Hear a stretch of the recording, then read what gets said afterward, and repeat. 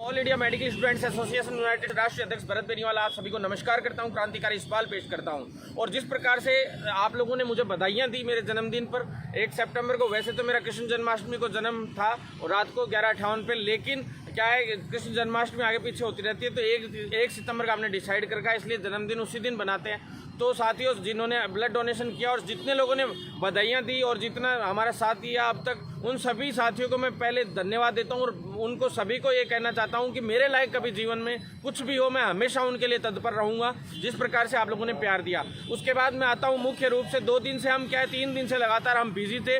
परसों भी दिल्ली जाके आए थे एक बार, और अब वापस आज यहाँ पे राजस्थान की जो CHO भर्ती है उसके लिए बॉन्ड का जो मैटर चल रहा था, उसके लिए आज हम नरेश ठकराल जी से मिले हैं, मीटिंग हुई है वापस।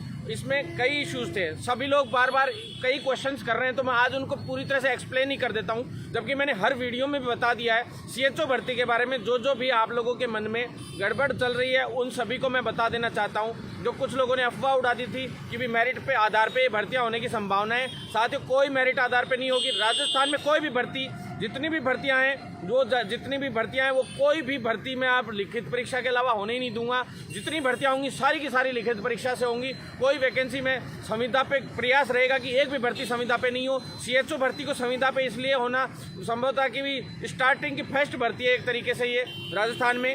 साथियों, अब मैं आ जाता हूँ सेकंड बात पे। फर्स्ट बात, लिखित परीक्षा से होंगी ये भर्तियां, किसी को कोई इसमें सोचने की जरूरत नहीं है। दूसरी बात, बॉन्ड पेपर के लिए हम लोगों की बात हो गई है। जितनी भी पूरे इंडिया में जितनी वैकेंसीज हुई हैं, जिसमें फर्स्ट भर्ती जैसे ये जो शुरुआत में जो एग्जाम से जो भी भर्ती हुई है बड़े स्तर पर, उस भर्ती को ज़्यादातर को इन्होंने 5 लाख बॉन्ड पेपर के आधार पे ही करवाया है और 5 लाख का बॉन्ड पेपर इन लोगों ने भरवाया था। तो साथियों, इस बॉन्ड पेपर को भी कम करवाने के लिए हम दिल्ली जा रहे हैं और दिल्ली जाके जो वंदना गुरनानी मैडम है और जो NHM का जो पूरा विभाग संभालती है प्रीति सूदन मैडम, उन दोनों से मिलके वापस से जैसे हम 5500 की फाइल उनसे करवा के लाए थे, वहाँ से इस नियम को भी संशोधन करने का जल्द से जल्द प्रयास करेंगे और राजस्थान में जो ये बॉन्ड का सिस्टम है ये कम करवाएंगे। साथियों, एक्सपीरियंस का मैंने आपसे कहा था, वादा किया था, एक्सपीरियंस खत्म करवा दिया है। 25,000 जो सैलरी का मैटर था, 25,000 सैलरी का मैटर ये है साथियों कि 25,000 ही इसमें सैलरी नहीं है। 25,000 सैलरी तो मैंने बेसिकली बढ़वाई थी, जो इंसेंटिव है वो इसमें जोड़ के नहीं दिया गया है। आगे संशोधन होकर जो भी विज्ञप्ति में आएगा या कुछ भी, लेकिन आप लोगों के लिए 15,000 अलग से सेंसिटिव का इसमें प्रावधान रखा गया है और 40,000 तक आप लोगों को इसमें सैलरी मिलेगी। 25,000 तो आपको बेसिकली मिलेगी चाहे वो पेशेंट कितने भी आए, लेकिन उसके बाद जो पेशेंटों की संख्या बढ़ती जाएगी तो आपका इंसेंटिव भी बढ़ता जाएगा साथियों। तो साथियों, आपको इसके विषय में ज़्यादा चिंतित होने की आवश्यकता नहीं है। कम्युनिटी हेल्थ ऑफिसर पूरे इंडिया में ही स्टार्टअप ही हमने करवाया था, ये नाम ही कम्युनिटी हेल्थ ऑफिसर हमारा दिलवाया हुआ है। तो हम लोग इसमें हर तरीके से हमारे साथी भाइयों को, बेरोजगारों को इसमें ज़्यादा से ज़्यादा प्रयास करेंगे कि इस भर्ती में लगें और बहुत जल्द इसके लिए और नई भर्ती भी हम लोग लेके आएंगे। 1500 की जो फाइल जो थी इसमें 6310 वैकेंसियाँ ये हो गई, 1500 की एक फाइल और जो मैंने कहा था आप लोगों से कि वो भी कंप्लीट करवा के लाएंगे। वहाँ से CM हाउस से भी 2 दिन पहले आप लोगों ने न्यूज़ भी देख ली होगी और बहुत जल्द 1500 की एक फाइल और हम लोग इसको कवर अप करवा के पूरी तरह से जल्द इसमें लाएंगे। लेकिन उसके अंदर उसको हमने अलग हटवा दिया था। वो इसलिए हटवाया था हमारी आपस में मीटिंग होने के बाद कि भाई उसमें फ्रेशर्स को मौका, फ्रेशर्स को प्लस है ना, कई लोगों को ऐसों को मौका नहीं मिल पा रहा था, जैसे जो CHO बाहर से कर लिया और कई लोगों को तो उनको डायरेक्ट ज्वाइनिंग के हिसाब से वो 1500 सीटें रखी गई हैं। उसमें EVIS कोर्स करने की कोई ज़रूरत नहीं पड़ेगी, क्योंकि EVIS course BSc nursing course के अभी 2020 में जो पास आउट हो रहे हैं स्टूडेंट्स, उनके कोर्स में ही EVIS कोर्स जोड़ दिया गया था। तो उन बच्चों को उसमें स्पेशली पॉजिटिवली मतलब ये रखा जाएगा, आगे फर्स्ट प्रायोरिटी पे रखा जाएगा, बाकी जो बचेंगे उनको अलग से रखा जाएगा। तो साथियों, CHO के जो कई लोगों को ये कहना है कि एग्ज़ाम होगा नहीं होगा, तो एग्ज़ाम की भी मैं आपको स्पष्ट रूप से कह रहा हूँ कि इसमें एग्ज़ाम होगा और 2nd वीक ऑफ अक्टूबर के से 3rd वीक ऑफ अक्टूबर में हम एग्ज़ाम करवा देंगे साथियों, बहुत जल्द। और 1 जनवरी से इसका बैच शुरू करवा देंगे 6 महीने का जो EVIS कोर्स है, और उसके अंदर 38 जो सेंटर हैं जो इसमें प्रैक्टिस करवाई जाएगी, EVIS कोर्स करवाया जाएगा। उसके लिए 38 सेंटर तो अब तक तैयार हो चुके हैं, जो पूरे राजस्थान में अलग अलग मेडिकल कॉलेजेस के अंदर जिनमें ट्रेनिंग दी जाएगी, 6 महीने का EVIS कोर्स करवाया जाएगा। साथियों, ये तो थी कम्युनिटी हेल्थ ऑफिसर से संबंधित आप लोगों के लिए जानकारियाँ। बाकी जिन लोगों के कोई के भी फॉर्म नहीं भरे पा रहे हो या कोई रजिस्ट्रेशन नहीं हो पा रहा हो तो वो मुझसे संपर्क कर सकता है। रजिस्ट्रेशन की मैं आप लोगों से बात करना चाहता हूँ। राजस्थान नर्सिंग काउंसिल में जो रजिस्ट्रेशन की प्रक्रिया है उसको बहुत ही स्पीडली किया जा रहा है। महेश शर्मा जी जो रजिस्ट्रार है वो काफ़ी मदद भी कर रहे हैं। महेश शर्मा जी सर से हमने आग्रह भी किया, मीटिंग भी की। बहुत जल्द मैं चाहता हूँ कि रजिस्ट्रेशन और रिन्यूअल का काम है, डॉक्यूमेंट्स जैसे 4 साल पूरे हो गए तो रिन्यूअल करवानी पड़ती है वापस से, जो रजिस्ट्रेशन सर्टिफिकेट है उसको, तो इनको रिन्यूअल कराने का काम है। और जो डॉक्यूमेंट्स का जो जैसे जमा हो गए, रिसिप्ट कट गई, उसके बाद रजिस्ट्रेशनों को 6-6 महीने लग जाते हैं, रजिस्ट्रेशन नंबर 2-2, 3-3 महीने में मिलते हैं। तो साथियों वो RNC से जाकर लाने पड़ते हैं कई लोगों को। तो वो परेशानी अब मैं ख़त्म करवाने के लिए मिला हूँ महेश शर्मा जी से, और पूरे के पूरे रजिस्ट्रेशन जल्द से जल्द ये चाहता हूं कि जितने भी रजिस्ट्रेशन हो उनको तुरंत प्रभाव से ऑनलाइन कर दिया जाए और सभी छात्रों को परेशान होकर कॉलेजेस के प्रिंसिपल्स या उनके आगे हाथ नहीं फैलाना पड़े और उनको डायरेक्ट अवेलेबल हो RNC की साइट पे। तो जल्द से जल्द ये भी हम करवा रहे हैं। प्लस RNC की जो राजस्थान नर्सिंग काउंसिल में जो GNM के जो छात्र थे जो काफ़ी परेशान हो रहे हैं, जिनकी एग्जाम्स 3 साल का कोर्स 5-5 साल में नहीं हो रहे, पैरामेडिकल काउंसिल के 3-3 साल 2-2 साल के डिप्लोमे 5-5 साल में नहीं हो रहे, तो उनके लिए एग्जाम शेड्यूल बनवाने का लिए हमने बहुत अच्छे से DS 3rd में मांग रख दी है।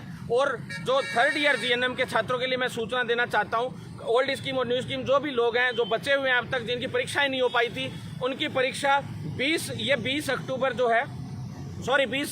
है, इस 20 सितंबर के आसपास में करवा दी जाएंगी। आप लोगों को चिंतित होने की आवश्यकता नहीं है। आप लोगों ने मुझसे काफ़ी बार कह दिया और मैं अब इस पे सीरियसली लेते हुए मैंने सोच लिया है कि इस वैकेंसी में आपको बिठाने का प्रयास करेंगे। अगर होगा तो जल्द से जल्द आप लोगों की मदद करेंगे। आगे आइए आप साथियों 80-20 के मैटर पे।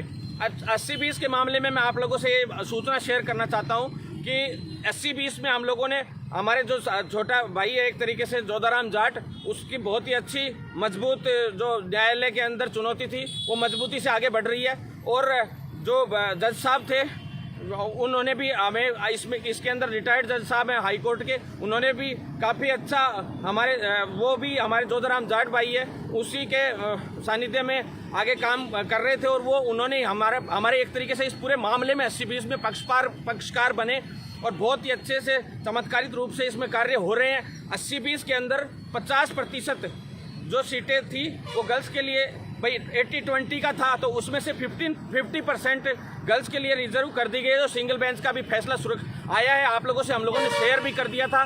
तो इसमें सबसे ज़्यादा मजबूत अगर किसी ने काम किया है तो हमारे जोधाराम जाट भाई ने किया है और वो बहुत मजबूती से लड़ाई लड़ रहे हैं। इस लड़ाई के अंदर न्यायालय के अंदर 80-20 के रेशियो को जो में से 30%, जैसे 20% बॉयज़ की रिजर्व हो गई और 80 में से 50% गर्ल्स की रिजर्व हो गई, मतलब 50-50, यानी समानता के अधिकार के तहत 14, 15, 16 अनुच्छेद जो है और 19(1)(g) के अनुसार जो समानता के अधिकार इक्वलिटी के अनुसार मतलब जो आदेश आया है जो सिंगल बेंच में हमारे साथियों ने जीता है हम लोगों ने, तो मैं उनसे ये कहना चाहता हूँ कि जल्द से जल्द डॉक्टर हर्षवर्धन जी उस नियम को लागू कर, उस पूरे ऑर्डर की जो न्यायालय का ऑर्डर है उसको लागू करते हुए, उस आदेश को लागू करते हुए इस भर्ती के अंदर 50% जैसे गर्ल्स को सेव कर दी, 20% बॉयज़ की सेव हो गई, क्योंकि 80-20 के हिसाब से 20% बॉयज़ की तो सेव है ही सीटें और 50% चलो उस फैसले के अनुसार हो गई। तो 30% जो सीटें बची हैं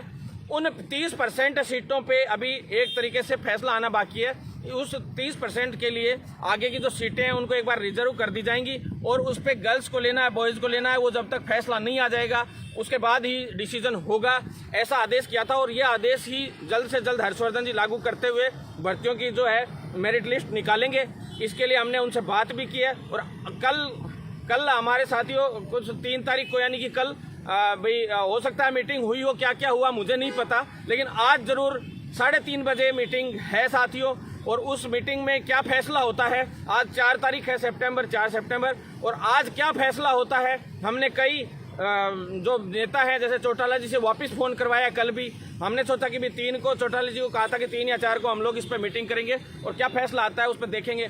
तो साथियों फैसला आने की बात यह है कि ये जो कोर्ट का फैसला इसको लागू करें और चौटाला जी से हमने कहा था कि भी पूर्व की भांति भर्तियां करवाई जाएं, ये भी रखा जाए। अगर ये नहीं रखा जाता है तो 50% बॉयज़ को और 50% गर्ल्स को सीटें दी जाएं, और नहीं भी दी जा रही हैं तो कोर्ट के अनुसार 30% सीटें एक बार रिजर्व रख दी जाएं, जिन पे बाद में मेरिट निकल जाएगी फैसला आने के बाद कि बॉयज़ को देनी है गर्ल्स को देनी है क्या करना है।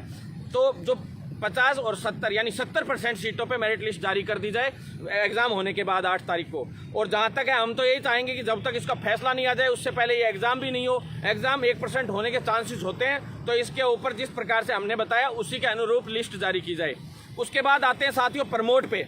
काफ़ी समय से काफ़ी मेरे साथी छोटे बहन भाई काफ़ी परेशान हो रहे हैं कि प्रमोट का क्या हुआ सर, प्रमोट का क्या हुआ सर। साथियों प्रमोट का मामला हम लोगों पे निर्भर नहीं था, हमारे पे जो काम निर्भर था वो था RUHS से प्रमोट करवाने का, मेडिकल काउंसिल ऑफ इंडिया से प्रमोट कराने का, इंडियन नर्सिंग काउंसिल से प्रमोट कराने का, जितनी भी पूरे इंडिया की जो काउंसिल्स थी, जितनी मेडिकल यूनिवर्सिटीज़ थी, उन सब से प्रमोट करवाने का। तो साथियों उन सब से प्रमोट आप लोग हो चुके हैं, अगली क्लास में भी जा चुके हैं एक तरीके से।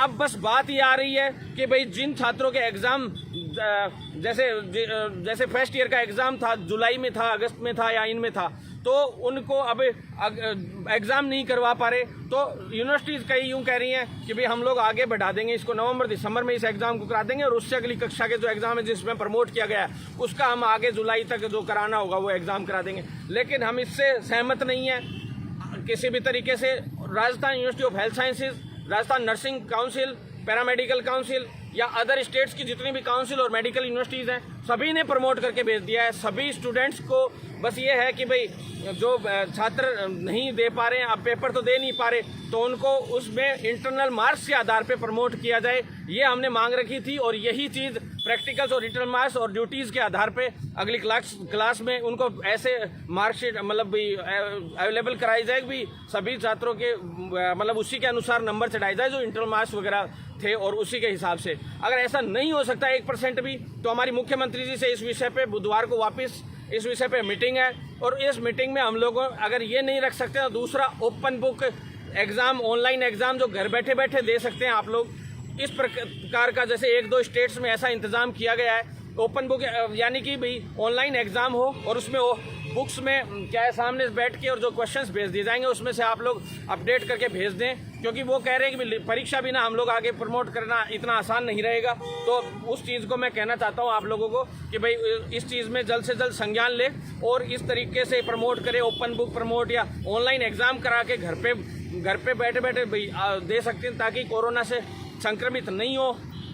बाकी मेरा ये कहना है आप लोगों से कि भाई इसी प्रकार से आप लोग साथ देते रहें। और मैंने मेरे जन्मदिन पे कई लोगों का ये कहना था कि जन्मदिन पे आपने CHO की भर्ती का तोहफा दिया। साथियों तोहफे तो आप लोगों का साथ रहेगा, तो जन्मदिन पे तोहफे नहीं, मैं आपसे कहना चाहता हूँ मैं हर दूसरे दिन आप लोगों को एक अच्छा तोहफा दूंगा। और सबसे अच्छा तोहफा हम लोगों का ये था कि अधीनस्थ आयोग पे हमने प्रदर्शन किया, 1.5 घंटे के अंदर अंदर हमने ऑर्डर जारी करवा दिया। फर्जी लोगों की एक की भी भर्ती नहीं होगी, पैरामेडिकल की जितनी भी भर्तियाँ उनके अंदर आप लोगों को चिंतित होने की आवश्यकता नहीं है, एक भी बंदा फर्जी नहीं लगने दूंगा, ये मेरी गारंटी है। मैं जिस मैटर में आज तक कूदा हूँ उसमें मेरी जीत हुई है, क्योंकि मैं सच्चे दिल से और निस्वार्थ भाव से आप लोगों के लिए काम करते हैं हम लोग। और जो प्रमोट वाला मामला है उसको राजस्थान हाईकोर्ट में भी हम लेके जा रहे हैं जल्द से जल्द, ताकि आप लोगों के लिए पॉजिटिव निर्णय इस पे आ सके। दे दनादन का वक्त भी प्रमोट के लिए आने का संभावना हो रखी है साथियों। अगर सरकार इस पे निर्णय नहीं लेती है तो दे दनादन का अगला वीक चालू है। और आप लोग जितने भी लोग मेरा साथ देना चाहते हैं प्रमोट के मामले में, हर कॉलेज का नाम, स्टूडेंट अपना नाम और फ़ोन नंबर ज़रूर भेजें साथियों। YouTube channel Bharat Beniwal subscribe करें, भरत बेनीवाल पेज ज़्यादा से ज़्यादा लोग लाइक करें। इंडिया में चाहे कोई भी या राजस्थान में कोई भी हमारा बेरोजगार साथी या जो मेडिकल अभ्यर्थी या संवर्ग के अभ्यर्थी कोई परेशान है, हम लोग कोशिश करेंगे कि उसकी मदद कर सकें। आप लोग हम लोगों से जुड़े, ट्विटर पे ज़्यादा से ज़्यादा भरत बेनीवाल फॉलो करें। आप लोगों से निवेदन करता हूं कि भाई आप लोग इसी तरह से निरंतर साथ बनाए रखेंगे। आपका साथी बड़ा भाई भरत बेनीवाल आप सभी को धन्यवाद देता है कि आप लोगों ने वीडियो देखा।